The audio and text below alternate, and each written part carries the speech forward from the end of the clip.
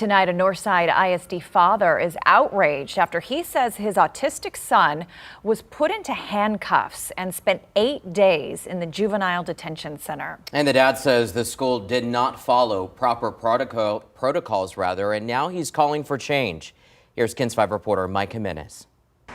They should know how to respond to a child with this kind of disability, and I don't feel they do. Frustration from the parent of an 11-year-old child with special needs who attends Patton F. Middle School, part of Northside ISD. Very bright. He is autistic. He's got multiple diagnoses with ODD, ADHD. The child's father says over the past school year, his son has had dozens of behavioral issues and has asked the district for help.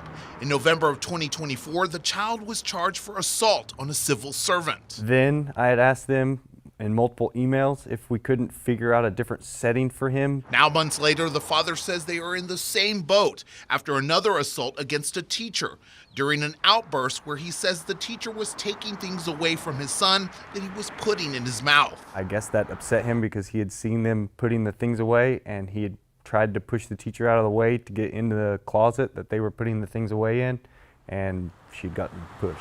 Northside ISD said the employee was injured. EMS and police were called. They had called me before, and I was at work, so I called them back at break. And when I got to him at break, it was already too late. They had already had him in handcuffs and detained him. The child was taken to the juvenile detention center and given a court date. We had went to court, and that's when they sentenced him to 8 days of detention. The father is now calling for change and more training for teachers in dealing with special needs students.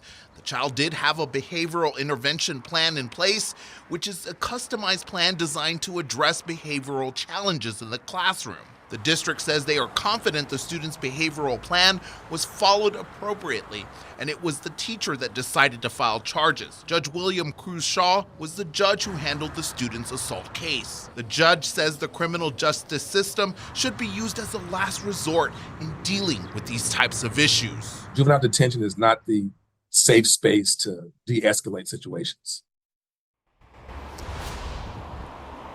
And the father is now calling for change and more training when it comes to teachers in dealing with special needs students. As for the child, he is back in class. The father says he seems to be doing okay, but it's tough to tell.